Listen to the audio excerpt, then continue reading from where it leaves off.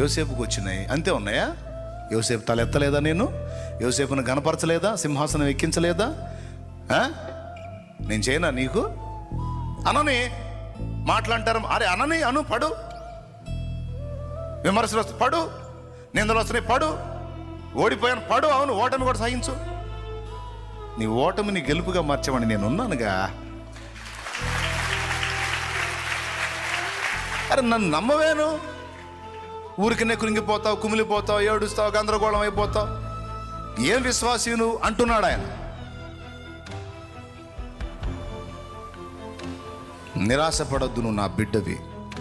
ఈ కృంగుబాటు అనే దరిద్రం నీలో వదిలిందాక ఏ రప్పిస్తా, జాగ్రత్త. నువ్వు తెగబడి నిలబడ్డదాకా నీకు ఏ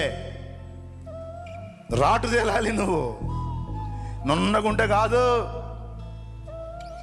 గట్టిపడాలి. నీ గుండె దిట్టవు కావాలి, నీ గుండె గట్టిపడాలి, నువ్వు ఎదుర్కోవాలి, తట్టుకోవాలి, నిలబడాలి. నువ్వు శౌర్యవంతురాలవై నిలవాలి. నేను వదిలిపెడతాను అనుకున్నది నారదీస్తాను నీ దగ్గర నుంచి అంటాడు దేవుడు. దేవునికి స్తోత్రం.